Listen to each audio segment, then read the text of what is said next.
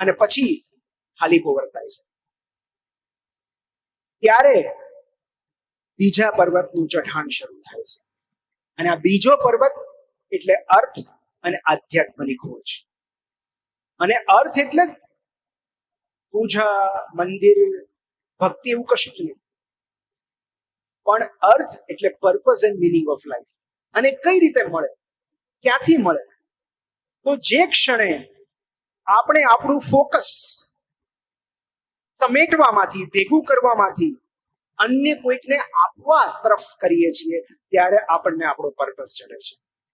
અન્યને કઈ રીતે મદદરૂપ થઈ શકીએ. મેં એમને એટલો જ સવાલ પૂછ્યો કે તમારા જીવનમાં એવું શું છે કે જેમાં મોનિટરી એક્સચેન્જ નથી, રૂપિયાનો કે નાણાંનો વિનિમય નથી, અને છતાં તમે કોઈકને મદદ કરી રહ્યા છો? એવું શું છે કે તમે કોઈકના જીવનમાં સકારાત્મક પરિવર્તન લાવી રહ્યા છો? એમની પાસે કોઈ જવાબ નહોતો. મેં કહ્યું, આ જવાબ જ્યારે મળશે ત્યારે તમને ખાલીપો નહીં લાગે. અને એકચ્યુઅલી બે જ બાબતો આપણો ખાલીપો દૂર કરી શકે છે. એક છે નિજાનંદ અને બે છે પરોપકાર. કોઈ એક કલામાં ઓતપ્રોત થઈ જવું, આપણને આવડતું હોય એવું કોઈ અન્યને શીખવાડવું, કોઈ એક સંકુલની રચના કરવી જેથી કરીને વિદ્યાર્થીઓ ભણી શકે, સમાજને ઉપયોગી થાય એવું કશું કરવું, કોઈ એક જીવના જીવનમાં પરિવર્તન લાવવું, કોઈ એક જીવને રાહત આપી શકવી, ફળિયામાં એક ગલુડિયું પાડવું, એક વૃક્ષ ઉછેરવું, એવું કાંઈ પણ જે અન્યને ઉપયોગી થઈ શકે, એ પ્રવૃત્તિ આપણને પર્પસ પૂરો પાડે છે. આપણા અસ્તિત્વની સાર્થકતા બક્ષે છે. અને અસ્તિત્વને સાર્થકતા કઈ કઈ રીતે મળી શકે એની માટે મેં એક એક્રોનિમ બનાવ્યું છે, ટૂંકું એક શોર્ટ ફોર્મ બનાવ્યું છે, ડેથ, DEATH. એમાં ડી એટલે ડોનેટ, મતલબ આટલા અલગ અલગ વિકલ્પોમાંથી કોઈ પણ રીતે અસ્તિત્વની સાર્થકતા શોધી શકાય. એમાં પહેલું છે ડી, ડોનેટ. ડોનેટમાં પણ 3 આવે. એવું જરૂર નથી કે તમે પૈસાનું જ દાન કરો, પણ આઈધર ડોનેટ મની ઓર ટાઈમ ઓર નોલેજ. તમારી પાસે રૂપિયા છે, તમે નાણાંની સહાય કરો છો, વિત્ત દાન કરો છો, તો સારામાં સારું છે. અને તો જ આવા કેમ્પસ ઉભા થાય જેથી કરીને આપણે અહીંયા ભેગા થઈ શકીએ. આ વિઝન છે. જ્યાં આગળ આપણે બેઠા છીએ એ પણ કોઈકનો પર્પસ છે, અને માટે આજે આપણે અહીંયા છીએ.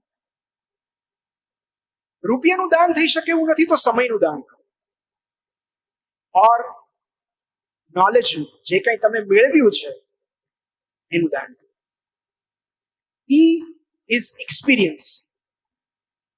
બીજું કશું જ કરી શકે એમ ન હો તો માત્ર આ સુંદર જગતને અનુભવો, એની અનુભૂતિ કરો, જે પેલા દર્દીએ બીજા સ્ટેજમાં કરેલું. Just to experience this beautiful world. સુંદર પુસ્તકો વાંચો, પ્રવાસ કરો, કલા અને સાહિત્યને માણો, સંગીતને માણો, માત્ર અનુભૂતિ કરો. E is experience. A is affection, love and care. જે પહેલી વાત મેં શેર કરી હતી નાનીની, કે દીકરીને ઉછેરવા માટે એમણે તેઓ જીવનમાં પાછા પ્રવેશ્યા, નક્કી કર્યું કે મારે જીવવું છે. તો કોઈ એક વ્યક્તિને પ્રેમ કરવો, એની કાળજી લેવી, એના માટે ગમતી વસ્તુઓ રાંધવી, એના પાછા ફરવાની પ્રતીક્ષા કરવી, એના મેસેજ કે ફોનની રાહ જોવી, એ ઘરે પાછો આવે કે પાછી આવે એ સમયની પ્રતીક્ષા કરવી, એને ગમે એવું કરવું, એને પ્રેમ કરવો, એ પણ એક પર્પસ છે. અને કેટલા બધા લોકોનો પર્પસ પ્રેમ હોય છે. પેલું જે ઇકીગાઈ છે, ઇકીગાઈ સાથે એટલા માટે આપણે બહુ સંમત નથી કારણ કે ઇકીગાઈમાં 4 ક્વોડ્રન્ટ્સ છે, જેમાં એક ક્વોડ્રન્ટ એવો છે કે સમાજને શેની જરૂર છે, બીજું તમને શું ગમે છે, ત્રીજું તમે શેમાં શ્રેષ્ઠ છો. અને ચોથું, એ કરવાથી સમાજ તમને રૂપિયા આપી શકે એવું શું છે. તો એ ચારેયનું જે સેન્ટર છે, કેન્દ્ર બિંદુ છે, એ તમારું ઇકીગાઈ છે. પણ meaning and purpose is different. મતલબ એક બાળક એના મમ્મીને કશા જ રૂપિયા નહીં આપે, તેમ છતાં એ મમ્મી એ બાળકની કાળજી લેશે, એને પ્રેમ કરશે. ત્યારે કે બાળક જ એના જીવતા રહેવાનું નિમિત્ત છે, એનો સોલ પર્પસ છે લાઈફનો. તો ત્યાં ક્યાંય રૂપિયાનો વિનિમય નથી. સમાજને એની જરૂર નથી, મમ્મીને એની જરૂર છે. મમ્મીને એની કાળજી લેવી ગમે છે. માટે love, affection. T is teach and transform. જે ક્ષણે આપણને આવડતું હોય એવું કશુંક આપણે અન્યને શીખવાડીએ છીએ, કંઈ પણ હોઈ શકે, અને એમના જીવનમાં પરિવર્તન લાવીએ છીએ, ત્યારે એ પણ આપણા અસ્તિત્વને સાર્થકતા બક્ષે છે. કોઈ એકના જીવનમાં પરિવર્તન લાવવું પર્યાપ્ત છે. વધુ લોકોના જીવનમાં લાવી શકાય તો ઉત્તમ, પણ કંઈક શીખવાડવું જે તમને જ્ઞાન તમારી પાસે છે, જે વિઝડમ, જે અનુભવ તમારી પાસે છે, એ બીજા લોકો સાથે શેર કરો.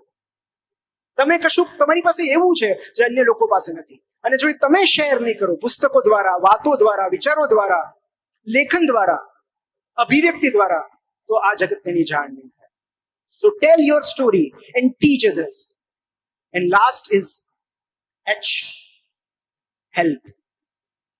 બીકોઝ આપણે આગળ પણ વાત થઈ કે માનવ સભ્યતાની શરૂઆત જ કદાચ એકબીજાને મદદ કરવાના કેન્દ્રથી થઈ છે. એ વૃત્તિથી થઈ છે કે તૂટેલા ફીમરનું જોડાઈ જવું એ બતાવે છે કે કેટલાક લોકો ત્યાં રોકાણા હશે પેલાને મદદ કરવા માટે, કે જ્યાં સુધી તારું હાડકું સંધાતું નથી, અમે તારી કાળજી લેશું, અમે તારું રક્ષણ કરશું, તને ખોરાક, પાણી અને આશ્રયની વ્યવસ્થા અમે કરશું, તું ઊભો થા, પછી આપણે સાથે જશું. આ જે નિસ્બત છે એ માનવ સભ્યતાના કેન્દ્રમાં રહેલી છે. બાકી નગરો મોટા કરવાથી કે ટેકનોલોજી એડવાન્સ કરવાથી સિવિલાઇઝેશન આગળ નથી વધતું. માનવ સભ્યતા આગળ વધે છે મૂળભૂત માનવ મૂલ્યોથી, કે જે મુખ્ય દેહ છે આપણી સભ્યતાનો, આપણી સંસ્કૃતિનો. એકબીજા પ્રત્યેની નિસ્બત, કાળજી, મદદ. સો હેલ્પ અધર્સ. કશા જ ની અપેક્ષા વગર, બદલામાં કશું મેળવી લેવાની અપેક્ષા વગર. કારણ કે જો આપણે મેળવીએ છીએ કંઈક, આપણને મળે છે, તો એ બિઝનેસ છે, એ પર્પઝ નથી, એ પ્રોફેશન છે. પણ કશું મેળવી લેવાના ઈરાદા વગર, માત્ર અન્યને ઉપયોગી થવાના હેતુ સાથે નિસ્વાર્થીને આપણે જે કામ કરીએ છીએ એ આપણી પેશન બનાવે છે, આપણા અસ્તિત્વને સાર્થકતા બક્ષે છે. તો DEATH, ડેથ. આમાંથી કોઈ એકની પસંદગી કરવી પડશે જો રોજ મરવું નહીં હોય તો. આટલા વિવિધ વિકલ્પો છે આપણી પાસે આપણા પર્પઝને શોધવાના, આપણા અસ્તિત્વની સાર્થકતા, અસ્તિત્વની યાત્રામાં શૂન્યથી સાર્થકતા સુધી જવાની. અને એક નાનો પ્રસંગ તમારી સાથે શેર કરીને પછી હું વિરામ આપીશ કે થોડા સમય પહેલા આવી રીતે એક વક્તવ્ય દરમિયાન, એ પૂરું થયા પછી બે મિત્રો મને મળવા આવ્યા, અને મને ખબર નહોતી. એમણે પોતાની ઓળખાણ કરાવી, એમની અને પોતાના પત્નીની. અને પછી એમણે કહ્યું કે મને લંગ કેન્સર છે, 4થા સ્ટેજ. મારા પત્નીને બ્રેસ્ટ કેન્સર છે, 4થા સ્ટેજ. અમે બંને ટર્મિનલ કેન્સરથી પીડિત છીએ, અમને બંનેને કીમોથેરાપી ચાલે છે. અમને ખબર નથી કે અમે કેટલો સમય જીવતા રહી શકશું, પણ તમને એટલા માટે મળવા આવ્યા છીએ કે અમે તમને કહી શકીએ કે રોજ સવારે તમારા પુસ્તકો, તમારા વિચારો, તમારા બ્લોગ્સ, તમારા વિડીયો અમને શ્વાસ લેવાની હિંમત આપે છે, અમને જીવતા રહેવાની તાકાત આપે છે. અને એ પ્રસંગ હું મારા રિઝ્યુમેમાં, મારા બાયોડેટામાં હંમેશ માટે ટાંકતો આવ્યો છું કે મારા માટે આનાથી વિશેષ બીજી કોઈ સફળતા નથી. મારા એવોર્ડ્સનો ઉલ્લેખ ન કરો તો ચાલશે, પણ આ પ્રસંગ ઉલ્લેખવું એટલા માટે જરૂરી છે કારણ કે એ યુગલ પાસેથી મેં તો કશું જ લીધું નથી. કદાચ મારા પુસ્તકો એમણે ખરીદ્યા છે, એની 10% 15% રોયલ્ટી મને મળી હશે, પણ સીધો વિનિમય કશું જ નથી. અને સાવ અજાણતા જ જ્યારે આપણા શબ્દો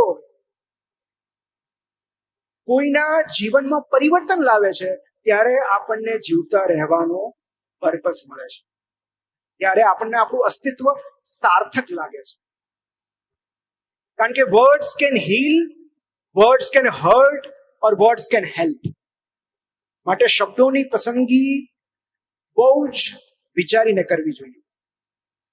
અને જ્યારે આપણા શબ્દો, આપણા પુસ્તકો જ્યારે કોઈના જીવનમાં આટલું બધું પરિવર્તન લાવે છે, કોઈને જીવવાની તાકાત આપે છે, ત્યારે હું તો એવું કહી શકું કે મને મારા અસ્તિત્વની સાર્થકતા ચડી ગઈ છે. પણ મને ઘણા બધા લોકો પૂછે છે કે પર્પસ કઈ રીતે શોધવો, તો એનો સિમ્પલ આન્સર એટલો જ છે કે તમે અન્ય માટે એવું શું કરી શકો એમ છો જેથી અન્યના જીવનમાં પરિવર્તન આવે. That's it.